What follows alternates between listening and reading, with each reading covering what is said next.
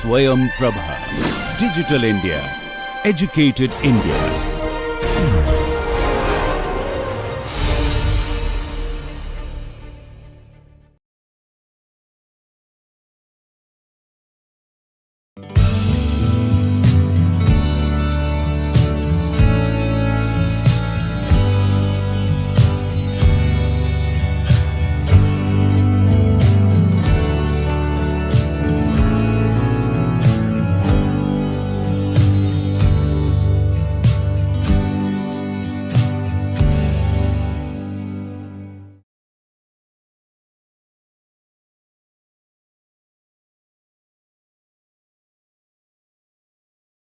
Hello and welcome to the second part of this module.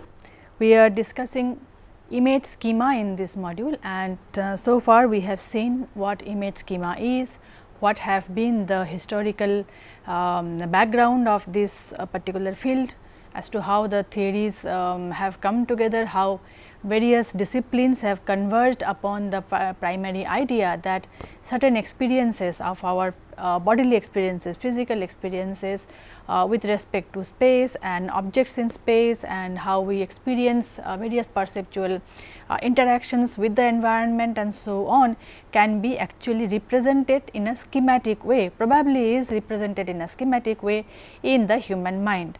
And this is not only an idea from the languages, linguistics, or but also from philosophy, from psychology, and from other disciplines also. The same ideas have been converged together, and they are largely there is an agreement upon that there is some amount of a schematic representation, schematic understanding that underlies all these, many of these recurring patterns, because human life is ultimately a recurrence of various patterns. So, many of the patterns can be grouped together as part of being one schema.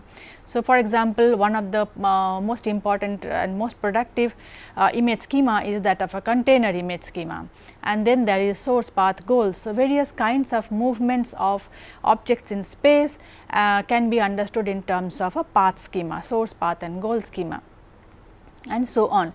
And similarly, that same idea can also go on to help us understand the abstract domains of experiences as well.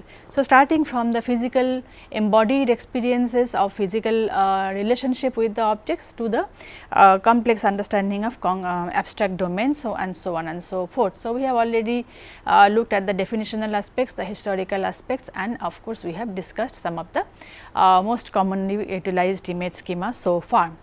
Now, let us move on to the second part of our understanding on image schema. So, this part where we will discuss about this is the kind of a roadmap where we will discuss the language understanding, what is the role of image schema. We have arrived at image schema. Of course, there is a kind of a schematic understanding that has been distilled out of in fact, it has been called a distiller of experiences. So, image schemas are distillers of experiences. So, once we have distilled our experiences into getting the schematic representation, now how does it help us? How does it help us in various domains of human understanding? So, we will just try to briefly go over a few of these domains where image schema has been utilized to make to understand certain domains of human experience, like language understanding, and then creating and comprehending metaphor, image schema and its relationship with the brain, and of course, the computational modeling. This is by no means an exhaustive list, but this gives you a basic idea about the various domains, the variety of enterprises, variety of academic inquiries that benefit from the use of image schema, and how this theoretical position can help us add to our existing knowledge in these domains. So, the first and foremost, since we are this is a language course, let us look at how image schema helps us understand language. So, the claim that image schema underlie meaning in language means a listener understands a sentence by simulating the scenario. So, let us take a very simple example here. When we talk to each other, we understand each other, and when there are positions where there are situations when we fail to understand each other. Now, what happens is that we sometimes say that the meaning did not get across. the meaning that is generated out of the fundamental understanding on which the entire whole thing is based on is probably lost in translation somewhere. So, one aspect of that understanding is dependent upon the image schematic notions of the speaker and the hearer. And if the speaker and hearer both share the same image schematic notion of the object being talked about, the understanding is simple and straightforward. So, talking about I have a long journey ahead is very simple and almost universal, near universal way of looking at life.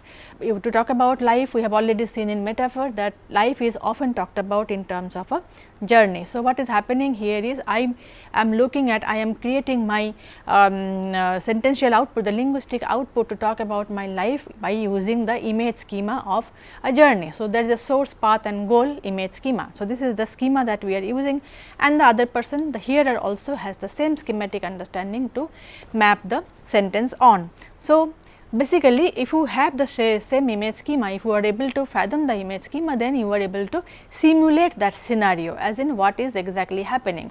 The simulation is a very interesting aspect of language processing, which we will see in greater detail towards the end of the course. We have a module on simulation. So, basically what we are looking at in this segment is that the simulation is dependent on the schematic understanding. So, we are able to create, we are able to abstract out the schema of the sentence and then think about it in embodied terms, and that is where comprehension really starts.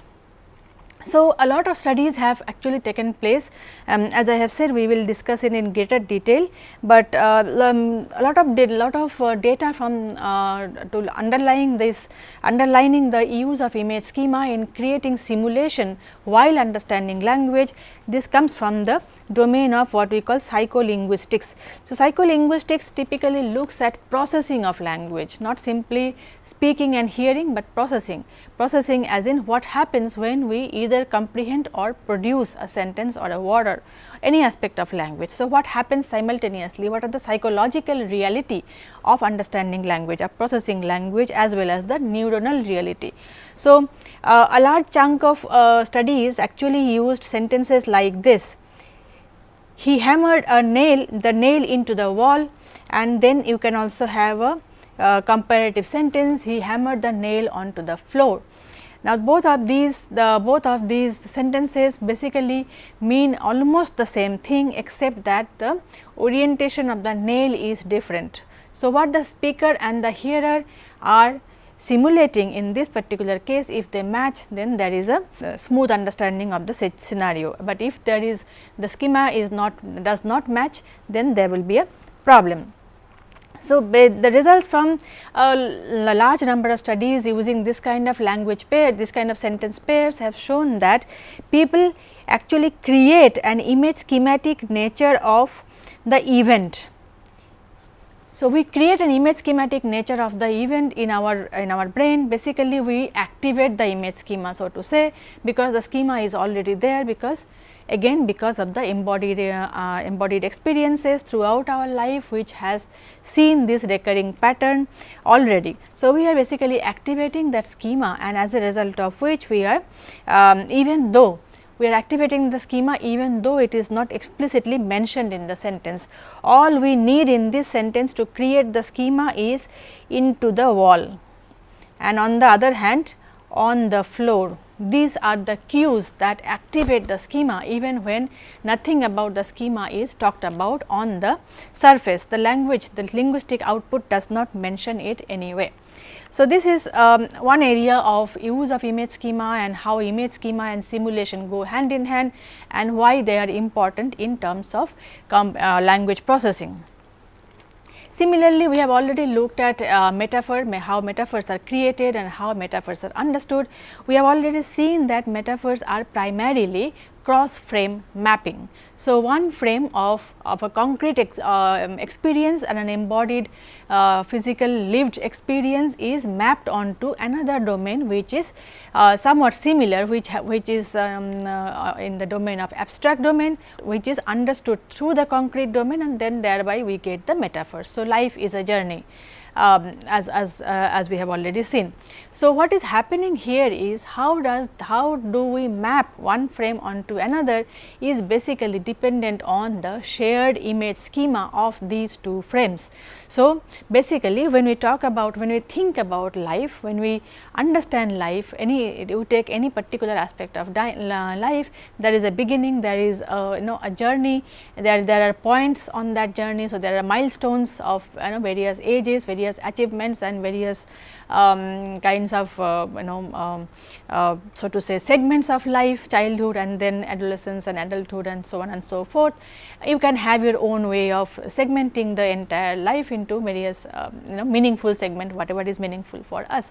So, that is why the schema that it represents, that it actually gives that is fleshed out in the entire experience, into the entire frame is basically the same. So, both of the experiences, whether concrete or abstract in this case, can be understood by activating, by looking at or by abstracting the image schema of source, path, goal, and hence we have a very perfect match of one-to-one mapping of source and target domain. So, this is how for example, let us take an example like this.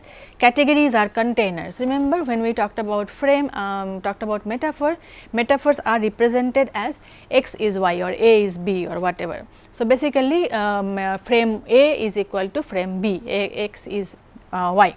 So, containers are categories, but this may not be the way we talk about it. So, linguistic manifestation is always much more flowery and much more, it has much more possibilities of manipulation, but at the end of it, at the root of it, categories or containers is the metaphor that we are talking about. So, when we say a sentence like humans fall in animal category, humans are part of animal category, you may change the sentence to make it sound better, but I have used a rudimentary sentence to make the point clear. So, humans fall in animal category, meaning that humans are part of animal category. So, what is happening here is that we are using the container image schema that we have already seen before. So, container image schema is the schema that binds the things together. So, on the one hand categories and on the other hand containers. So, categories can be a larger container that has animals into like animals are a category that has other humans and other things into it. Similarly, the animals are again part of a superimposed category, larger container, so to say, of living things and so on and so forth. So, categories or containers is the metaphor which uses the image schema of container. So, this is what we mean by metaphors, frames and image schema are interrelated. So, this is how we show that relationship. Similarly, our favorite example, life is journey, this is the metaphor. So, the schema used here is the path schema and sentences like this. So, what we typically have when in a human society, in a human communicative situation, in a day to day life, what we have is this. We do not see either this or this or this or this. What we see or hear or what we are exposed to is the sentential, the linguistic output, like humans fall in animal category, we have a long way to go, it is curtains for him, we have hit a roadblock and so on and so forth. So, from here we back form into understanding the metaphor, and then once we have understood the metaphor, we can easily figure out the schema that is at the root of this. So, this is how it actually works, this is how the relationship really pans out. Then of course, like we have been saying from in the beginning of this course, that every linguistic aspect we have been trying to connect with the cognitive as well as the neural underpinning. So, in this case as well, image schema, when we talk about image schema, we have seen it in language, we have seen it in metaphor creation and so on and so forth. Now, there is also the neural underpinning of it. So, we have briefly talked about it in the introduction. So, now let us look at a very interesting domain of research in case of image schema with respect to childhood, with respect to the developmental stages of infants, small kids, as to how do we have image schema inbuilt as a result of only experiences, later life experiences, what are the contributing factors. So, we have already seen that the embodiment hypothesis makes a strong case for creation of image schema. that is the perceptual experiences, the lived experiences, and how it creates a conceptual understanding of a schematic representation and so on and so forth. However, there has been a recent development in this domain. So, the developmental course of image schema has been brought to focus by some researchers. This is a recent phenomena because Piaget, for a long time, Piaget's notions of the developmental stages of children from infancy to adulthood has dominated the psychological understanding of the development of children. So, Piaget viewed infancy as a completely sensory motor stage, and as a result of which it has no conceptual life. This is a stage, the infancy is a stage when children are experiencing through their sensory motor experiences the environment around them, and thereby they are building up their skills. So, at this stage the children are not infancy as in 4 months, 5 months, 6 months to 1 year, 9 months, around those are the ages, those are the stages which we are talking about here. So, at that level they are not expected, kids are not expected to have a conceptual life, as a result of which mental representations of schemas and so on and so forth may not really exist.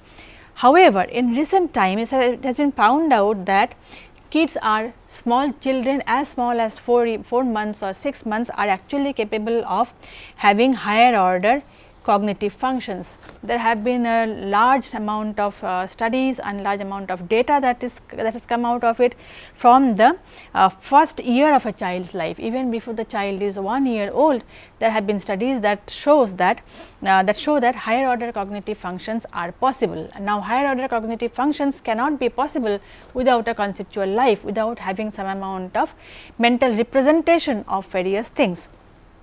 So, one of the important claims of this that comes out from these findings is that the infants use image schema to generalize across perceptions, because image schema, remember, we abstract out, this is an abstraction of various perceptual experiences. So, basically means that using image schema we can generalize across perceptual experiences, and that is how we put them together in one category, that all these experiences are of the same category because they all share the schema.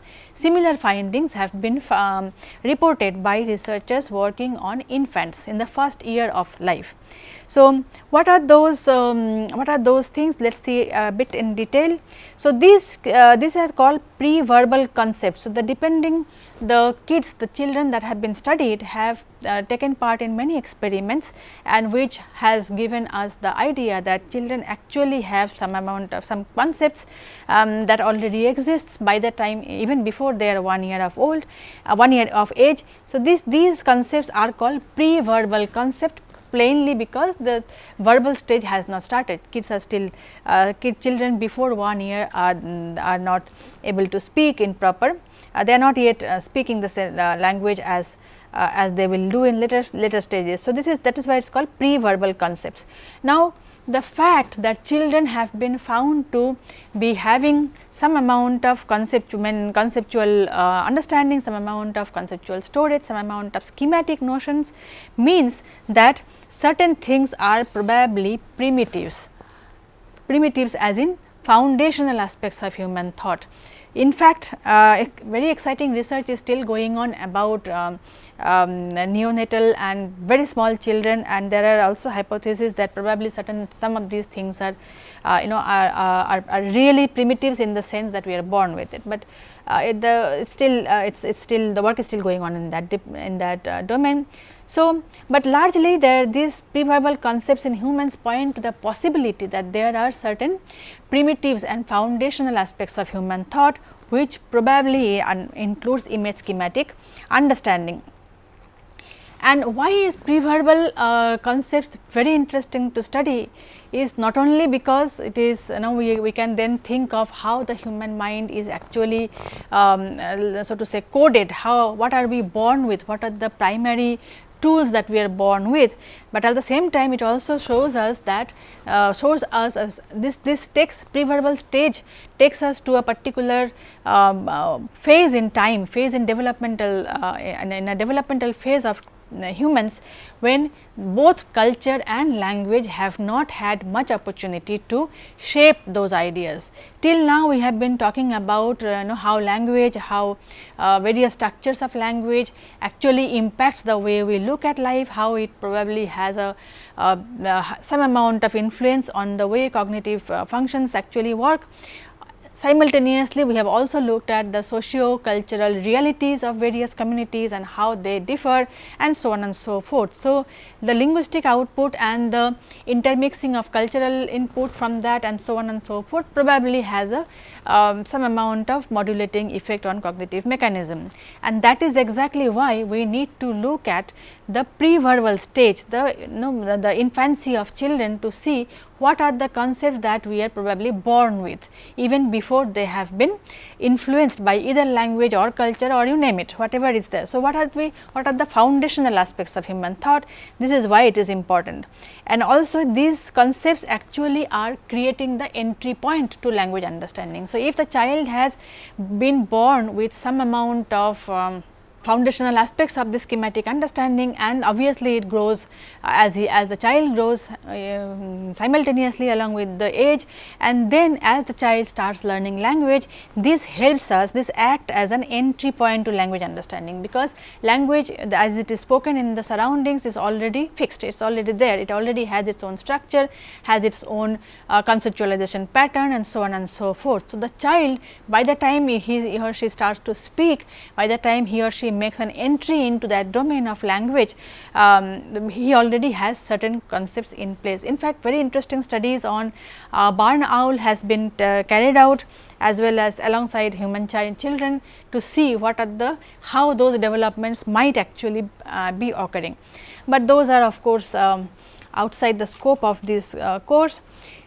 And so, what are the pre-verbal concepts that have been found out in children, that is understanding with regard to object and relational concepts, objects and their orientation and how they interact with each other in space, and the relational concepts between them. Early concepts about event as well as objects as well as event are there. So, this as far as objects are concerned, the understanding of object and their relationship with each other, that is one domain that have been found out to be present in infancy. Similarly, early concepts about event also is there. So, what does that consist of? Event notions consist of path notions like self motion, goal, and also of course spatial relation like containment and support. All these things, as you might easily understand, point to the image schematic nature of abstraction of from various recurring patterns as to how I look at it. So, these are very fundamental understanding: containment, support, motion in terms of path and goal. These are fundamental understanding about things which is which has been found to be present in very small children, pre-verbal stages, children with pre-verbal stage. So, the studies that have been carried out, various kinds of paradigms have been used, primarily recall, inductive reference and mental problem solving. So, children have been found to be able to take part in these various tasks, which basically take us to the understanding that we have seen just now. One of the foremost researchers in this, Mandler, called this concept creating mechanism. She has given a name to it, perceptual meaning analysis. So, this entire mechanism that is found in pre-verbal children, pre-verbal infants, and that is found through these tasks of recall and inductive reference and as well as mental problem solving. The name she has given is perceptual meaning analysis. So, findings suggest that children can abstract relations among diverse range of sensory perceptual events, and this of course fits with our understanding of what an image schema is. Some references are here. These are the some of the path breaking works that gives from where we get our data. If you can always look up those papers, they stand out as the most important in this domain. Secondly, now let us move on to the socio-cultural influence of image schema. So, many researchers have focused on the bodily origin of image schema. We have seen already that bodily origin, physical experiences and so on and so forth, and then the experiences with the between the organism and the environment. Now, the research in there is yet another interesting domain in the research of first language acquisition. Language acquisition of course have various types. There is first language acquisition, second language acquisition and so on. So, the research in first language acquisition also has pointed towards the manipulation of objects in material culture as a source. What is happening here is that on the one hand we have lived experiences, physical bodily experiences of body being a container of things and body being contained in many other things and so on and so forth, and then the relationship between the human body and the environment, all these are fine as a source of creating schemas, but it does not stop there. Researchers have found out that even the objects in the material culture, why material culture is important is that not all cultures across the world have the same material artifacts. So, in the mainstream society that we are becoming more and more homogeneous. So, more or less we are surrounded by similar kind of objects, a large array of objects. But if we go to cultures that are surrounded by lesser number of material objects, then we see a slight difference. So, that is exactly what the researchers mentioned here. Chris Sinha and his group has found out their studies, they carried out their studies on Zapotec children as well as English and Danish speaking children. So, children when they are learning the language, first language. So, depending on what language they are speaking. So, English acquiring children, Danish language acquiring children and Zapotec language acquiring children. So, what they find out is that this is just one example that I have taken from their studies. So, containment schema represented by in English and other many languages, we have the preposition in that includes contain, that basically takes us to the container image schema. The moment we say I am in problem, basically means that I am considering myself being surrounded by, or there is a boundary of problem around me. So, this is an abstract understanding. Similarly, we can I am in this room. So, I am physically inside this room. So, the containment image schema is activated the moment you use the word, the preposition in English. In other languages that might differ, the grammaticality might differ, but the containment image schema is activated. Now, when we say container, so there is tea in the cup, water in the bottle and so on and so forth. There is a bias towards the canonical orientation of the container. This is very important. What it means is that in case of English and Danish, the container, the thing that holds the actual object has an orientation that is canonical, as in the usual orientation. So, the straight orientation, the bottle is standing straight, the cup is straight and so on and so forth.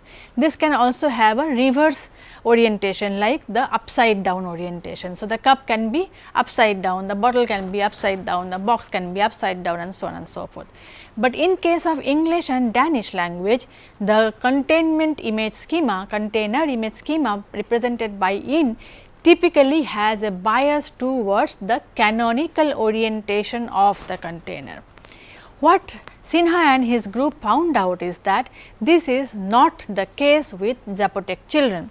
In case of Zapotec children, because they are surrounded by the material artifacts in their culture are very different from the material artifacts in case of English and other such languages. So, in Zapotec the basket is a common very commonly utilized item. So, the basket is used not only for putting things inside it in its canonical orientation, but it is also used to cover things. So, in both cases the container image schema will be activated. So, not only when it is in a canonical orientation, but also in the reverse orientation. So, in this language therefore, the image schema has no bias towards the orientation. This is something that is very interesting if you look at how schemas are, if in English language for example, when the the container is in the reverse orientation, when it is upside down inverted, it will have a very different schema, it will be under. So, the ball is under the cup. There are those games where you see the cats and dogs play. They typically cats find out when the ball is under which of the glasses. There are so many glasses that will be rearranged and arranged and so on and so forth. And so, in that case we will not say the ball is in the cup, we will say ball is under the cup. But in case of Zapotec, in both cases the same containment image schema will be utilized. So, this is what we mean by socio-cultural influence. The influence, as Sinha calls it, the influence of the material culture on the creation and utilization of image schema in various languages. So, that is yet another interesting angle towards understanding image schema and how it really works, and what are the various angles of experience that might have a role to play in this. Similarly, there is yet another domain which is computational modeling, that utilizes the understanding of image schema. So, conceptual structures emerge out of spatial perceptual analysis of bodily as well as environmental interaction that we have already seen. So, because this is so fundamental, because of its the nature of the mechanism, which is an abstraction that can be taken out of various experiences, this, if you can model this, it can be used to create a model for learning process. So, as a keeping that as a fundamental premise, various researchers in various domains have tried to have utilized this and created various kinds of models. Most notably, the neural theory of language project by a group of researchers, they have used what is called the execution schema or X schema. Similarly, this X schema has been later on extended by Srini Narayanan and his group to model metaphorical reasoning about political economy. And similarly, of course, we have seen Regier's computational model for categorizing spatial relationships in Russian and other languages, which we have seen before. So, computational modeling is yet another area, AI is yet another area which uses the notion of image schema, albeit in a slightly different way, but the fundamental understanding remains the same. And then spatial schemata. We have actually the whole idea of schemata and image schema basically started out of spatial understanding, because we said that the objects in space and how they are related to each other and how they move in space and so on. So, the domain of understanding of spatial reasoning has been a very important domain towards creation of image schematic notions.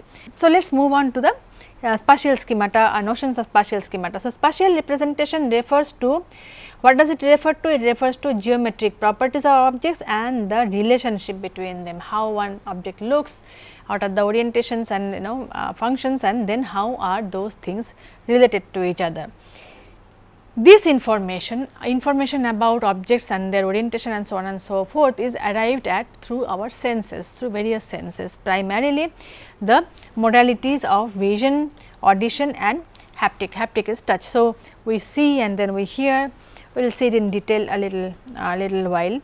Now, even though there is a modality specific source of information with regard to spatial information, but the representation has to be either amodal or it has to be kind of a connecting link between these various modalities and something that that takes is to take this representation to the execution level. What we mean by execution level is that we get the information about spatial schemata through our vision, through hearing, through touch and so on and so forth, and then there is an abstraction of that information into the mind, and then that information is utilized for our behavioral output. How, what kind of behavioral output? It starts with a very simple notion of moving around. Until and unless we have figured out the layout of the room, we will be bumping into the objects. We never do that. That is of course a different domain of study altogether, body schema. But this is what we mean. So, the schematic representation has to again be translatable to the behavioral output. So, this representation is translatable to the motor system, so that we it can guide our behavior. So, this is the fundamental notion of spatial schemata. So, spatial representation is as a result of which is considered one of the basic conceptual representation. We must understand, we must have a map of schematic map of our environment, of the objects in the environment, and so on and so forth, to guide our movement around. So, this has been shown to be varying in terms of the biological entities, interaction with the environment and linguistic input. This is what we will see in slight detail now, because this is a very exciting area of research that has been going on for some time now. So, the concept of space is, of course, as you all know, is central to human cognition, because it provides a framework for concrete thinking as well as abstract thinking. So, we have already been talking about this, that the understanding of space also colors our understanding of time and our understanding of various other things. So, not only is spatial understanding a framework for concrete cognition, but also about abstract notions. So, humans are born with an inherent system of spatial perception and processors. So, we have the senses, as well as there are distinct neuronal networks that are dedicated to this particular function. So, so touch gives us shape, textures like vision, motor system also are all geared up. So, basically on the one hand you have the senses, the vision, auditory and haptic, and on the other hand you have the motor system geared up to work in tandem with the information that is generated to the sense. Similarly, parts of the brain like the hippocampus is dedicated to spatial memory. So, the hippocampus is the domain in the brain that maintains a map of the environment. That is why if we have been to one place and we have already created a map in our head, and next time we do not have to learn it anew. So, there is already a mechanism in place. Similarly, there are many other brain regions that are responsible for processing this information. So, basically it means that humans are born with the with various tools, so to say, to understand and deal with, to maneuver spatial information and negotiate the same for our life. So, when it comes to language on the other hand, so spatial cognition, spatial perception is on the one hand, language on the other hand. So, when we look at we look at space, when we look at objects in space, we basically break it down into a figure and an object, and then the figure and the object moves in terms of then. So, language selects one portion of a scene. So, basically we are talking about a figure in terms of a ground, let us say. So, there is a car in front of the building. So, the car becomes the figure which is the object of the sentence, and then we understand it in terms of the larger object which is the ground. But it may not be that we may not sometimes also need a ground, we can simply talk about the object as the figure, and the figure moves from point A to point B. So, the car went from this building to, from my house to the market, and so on and so forth. So, when we talk about, when we think about, we use language to talk about space and spatial arrangements, we basically break it down to certain smaller units, and these are the units. Now, bringing them together, what we do is basically we have, so we have the figures, we have the layout in our mind, and then how we look at the layout is what we call the spatial conception in terms of human spatial conception. So, how we really look at the world, fine, we have understood in terms of the figure and the ground and how we look at it in terms of image schemas, but is it all? Turns out that it is not all, because there is something called a frame of reference. So, we create a frame, we kind of create coordinates in the environment, in the on different planes, and the vertical and the horizontal plane, and we divide the atmosphere into coordinates, and accordingly create a language, accordingly create a framework in order to talk about language, talk about space and spatial arrangements. So, one of the most commonly utilized frame is what we call relative frame. So, let us start our journey with relative frame. So, what happens in relative frame is that the horizontal plane is divided into front, back, left, right halves. So, importing the ego's body axis. So, the ego, the person who is speaking, right now I am speaking. So, I am the ego in this case. So, in my dependent on my orientation, the way I am located in space, taking that as a cue. Now, I can divide the horizontal axis into front, back, left, right and so on, and then talk about them in terms of in front of him, behind him and so on and so forth. So, the chair is in front of me, the screen is behind me and so on and so forth. So, this is what it means. This consequence of this system of horizontal direction is that it changes according to the ego's position and orientation. So, we are talking about various systems, various frames of reference in terms of spatial arrangement. One of these frame is called the relative frame of reference. What happens in relative frame of reference is that it is relative to the ego. So, the person who is speaking. So, depending on who is speaking, we kind of create coordinates on the surroundings, on the environment, and have a basically we divide it into front and back and left and right and top and down and so on and so forth. And then in linguistic terms, we talk about x is in front of me, x is behind me, x is to my right, to my left and so on and so forth. So, the moment it becomes relative to the ego's position, it will change depending on the ego. So, if when I am speaking, something is in front of me, but then if the speaker changes, another person is talking about the same object, it might be described in a very different terms. So, this is what we mean by relative system. Relative system terminologies differ in terms of the change of the position of the speaker. So, if the speaker changes or even simply the orientation of the speaker changes. So, right now I am facing this side, if I face this side, what is in front of me now will become to my left. So, this is what we mean by the speaker's position and orientation will change the entire understanding. So, this is a viewer centric frame, because the viewer is at the core of it. So, objects are represented in a retinocentric, head centric and body centric coordinate system. That is something we have already talked about. They basically mean the same thing. So, the head and the body and the retina. So, the way we are looking, so something that is in front of my eyes is in front of me simply. Now, this seems very commonsensical, yes, that is how we all talk about it, but it turns out that is not all about it. There are languages in the world which do not use this kind of a coordinate schema, coordinate system of spatial arrangement to talk about objects.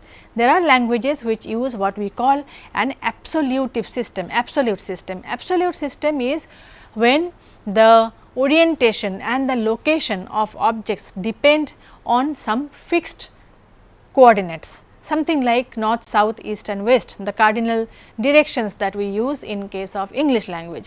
So, what is north will always remain north no matter where I am. Even if somebody else is talking about it sitting on in that corner of the room, it will still remain to the north. So, the Kashmir is to the north of India, Kanyakumari is in the south of India. That remains irrespective of wherever we are sitting in India and talking about Kashmir or Kanyakumari. So, this is what is called absolute system. Typically, most languages of the world use this absolute system to talk about a large geographical area, large like we are talking about a map and something like this, or even a smaller scale, but still maps. So, West Bengal is to the west of Assam and so on and so forth. However, there are languages in the world which uses a cardinal direction system, which is absolute system, to talk about even small things, right. Just now I said that the chair is in front of me, the screen is behind me. Those languages will not use in front of or behind or left or right, they will still use a north south sort of a direction. They have different coordinates, but it is similar to north south because they depend on the cardinal directions. So, this is as a result an environment centric frame. So, relative frame is a egocentric frame, the speaker centric frame, but in this case it is environment centered frame, as a result of which objects are represented with respect to salient features of the environment. It can be different from one language to another, sometimes it can be some landmark, sometimes it can be gravity, sometimes some kind of a mountain or a river or something from there, from where the coordinates are derived. as a result of which the position of the objects in space will not change depending on the ego's position. So, something like this will be a common way of talking in these language. So, the toy is to the north of the bed, we do not talk about it. We can say toy is to the to the right of the bed or to the left of the bed or on top of the bed or so on, but they will say these languages will use north, south, east, west to denote the location, spatial location of objects using this kind of a cardinal system, and that is where the schemata differs. The primary image schema with respect to space is different in these two frames of reference. They are called FOR. This is how it is written, frame of reference, F for frame, O for of and reference. There is a third kind of frame of reference as well, which is called intrinsic. Now, intrinsic frame of reference locates the figure with respect to ground. Now, this is an object centered frame. So, objects are coded with respect to their intrinsic axis. So, the ground that is the bigger object with respect to which the figure is located, the ground will be given a kind of a coordinate system as if the ground itself has some kind of an axis, which of course is derived from the ego's axis. So, the foot of the bed is always down and the top of the head of the tree is always up. So, basically importing the or let us say the transporting the ego's axis onto the object and thereby giving it as if it has its intrinsic orientation and so on, and then deciding the location of the figure with respect to that ground. So, this is called intrinsic. Intrinsic frame of reference is also utilized sometimes in all languages, in English or other languages as well as in smaller languages. Now, why are we even talking about it? It is fine. I mean, most of the languages use a relative frame of reference. Most of the world's languages use the ego as the starting point for locating objects in space and so on and so forth. So, and some languages do not, but then why is it important? Why is it important to know that a particular language divides creates a different axis on the basis of which the spatial schemata is created and talked about? Is it really important, and if so, how? So, their underlying computation is what is of interest for us. Various source of input and their various outputs point towards inner language of spatial conception. So, basically in terms of the frame of reference that we are using, we are basically taken to a very different inner language. So, in case of intrinsic, cognitive system parses objects into their major parts. So, when you are using an intrinsic system, we are talking about, so the bird is sitting at on the head of the tree. So, we are basically parsing the tree into different parts. So, it has a head, it has foot and so on and so forth. It may depend on the oriented template or the functional criteria. So, the face of a building, the building was defaced, meaning that a building has a face. The front of a building, which is the front of a building? Typically the side of the building where the entry gate is. So, this is what we mean by functional criteria. So, an object having and taking up an axis, taking up its own coordinates dependent on various kinds of criteria, either oriented template like a tree or the building having a face and so on. So, this is how we parse the object. In the relative frame of reference, we lift the axis from the self and then rotate and apply it to other objects. An absolute but our most important, most interesting frame of reference is the absolute system, because what happens in this particular frame of reference is that the speaker must know at all times and all locations where the fixed bearings are. For many of us, to locate what is to the north of this building will take a few moments. It can actually be a spectrum. For me, it might take more than moments. For some people, it might be quicker, but we will take some time to really figure out what lies to the north of this building sitting inside the room. But if we are using a system, an absolute frame of reference, one has to be, the speakers of those languages have to be at all times aware of those fixed coordinates as to where your north and where your south and where your east and so on and so forth exist at all given point of time. As a result of which the speakers run a mental compass all the time they are running a mental compass, and a constant background computation is going on. So, how do we know that? There are many studies that have been carried out on these languages. One of them is Balinese, which has this kind of a coordinate system. They have 4 ways of directions which remains constant, which is utilized for denoting spatial location to objects even at a smaller scale. So, like the objects on this table will be talked about in terms of this kind of 4 major orientation. So, this orientation is derived from a central mountain which is considered sacred. So, depending on that mountain's location, everything else is. So, direction of the mountain, direction of the sea, and then of course, the sun, and then opposite. So, like this, these are the coordinates in this language. So, what happens is that these are space games utilized by the Nijmegen group, where they talk about. So, this is the English description. There is a scene where they have to describe the scene. The description in English would be like this, but in Bali, in this language, Balinese language, this is how it will be described. One man is cow and the other is on kangin and so whatever, and this is how it goes on. So, basically it is something like north, south. So, two men are standing side by side, rather than saying that, because side by side has no meaning when you are using a fixed coordinate. So, one has to be on the north, one has to be on the south, and so on. And then one who is on the north is looking towards yet another direction, right, and each holding a stick. So, like this, the other one is looking on the opposite side. You see this is how it goes.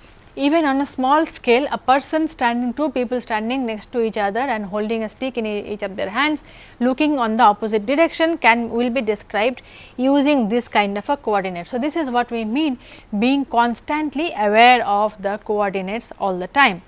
Similarly, this is yet another language which also uses roughly translatable to north, south, east, west coordinate with respect to the absolutive system. This is how a sentence in that language looks like. So, I left my mother in the east, inside the building to the north, send him from the east. Of course, it might not mean much to us, but the speakers and hearers of that language perfectly understand what the meaning in this case is. So, what we have seen in this case in absolutive frame of reference is that it creates a very different spatial schemata to understand the coordinates, to give voice to the coordinates in space, and with respect to which the objects, the location as well as movement are understood, and which is very different. And because of this difference, we can derive the understanding that there is a constant computation that is running in the mind of these people. Now, the implications for this is that they are expected to know the cardinal directions at all point with respect to in all positions of the ego. Now, even though the directions do not change with respect to the ego as in relative frame of reference, remember in relative frame of reference we will be having the front, back, left, right will change if the ego's position and the position changes. But in this case the ego may move around, but the coordinates remain the same. So, now the ego has to position himself with respect to the coordinate rather than the other way around. So, this is what makes it very tricky affair, and the best part of the story is that there have been many studies carried out on these groups and many experiments, and they have been always able to dead reckon the location of objects with very less error rate, very less error rate. So, in all positions they have taken, the researchers have taken them in circles in the forest and left them somewhere and then asked where x is, they have been able to tell. Similarly, many other such experiments have been carried out, and a constant mental computation has been found to be giving out very less error rate. So, basically it means that they are somehow, so because of this kind of a frame of reference existing in this language, because of which they can probably have a much finer understanding, much finer computational capacity with respect to locating objects in space with respect to the coordinates, and this is something very interesting because it might actually help us understand as to how this kind of computation really takes place. So, there are many studies that have been going on. This is one such famous study where so the study was like this.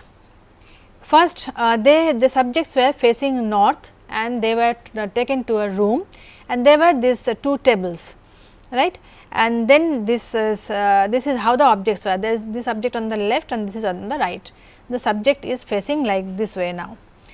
They see these objects and on a table and then they are taken out of the room and taken to yet another room.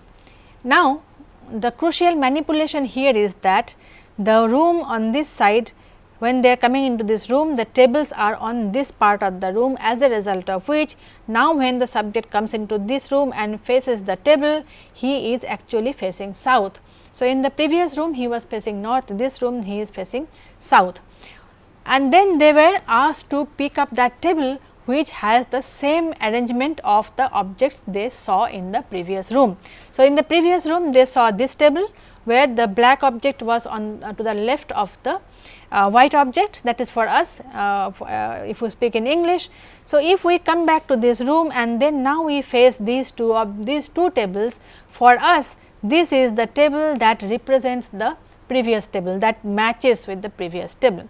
But for these people, they will always pick up this particular table in terms of if you ask them which is the table they saw before. So, this is the table they will pick up. Why? Because this depends on the absolute frame of reference, because this object, the location of this object vis-a-vis this object does not change even if the ego has changed its position as well as orientation. Remember, here he was looking at this way, here he is looking at this way.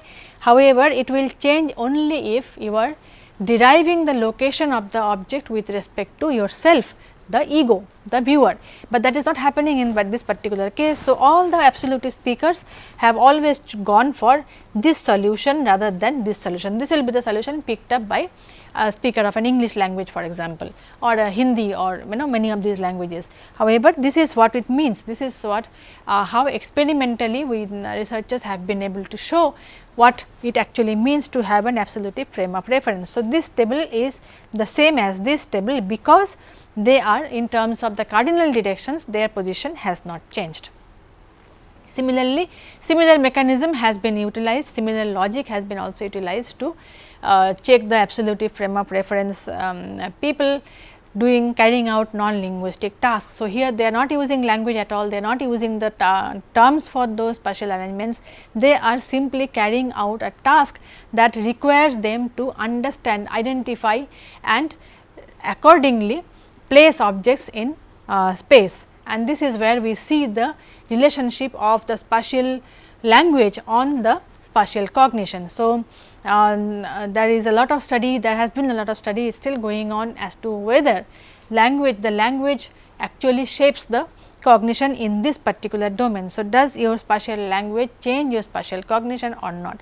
But so far we know that there is a connection, because this language uses absolute terms to locate objects in space, and this is visible in also the way they actually understand those objects even when language is not utilized. So, basically what is the take home lesson from this the study is that the system of thinking about space is against that hypothesis that universally all spatial conception is based on coordinates based on the human body. So, this basically cancels, or let us say it rejects the idea that all spatial conception, all spatial schemata is body based.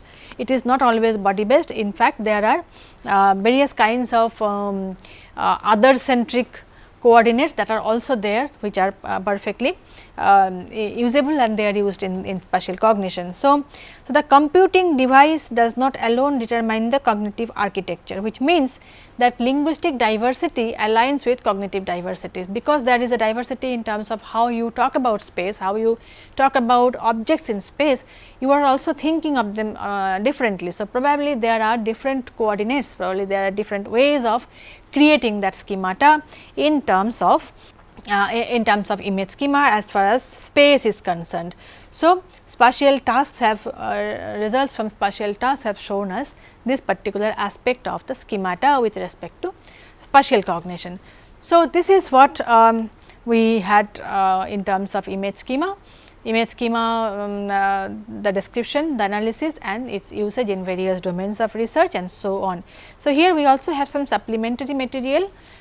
These are the image schemas, because all the schemas were not discussed in detail before, but there this is the list that Johnson gives in his book, a large number of schemas, and then these are some examples of how the schema is actually represented in a schematic, so to say schematic way. This is how it is represented. So this is the path schema, in out schema, this is the landmark from which something is going out. So the trajectory is moving out of the landmark. So this is in and this is out, and this is of course the container schema.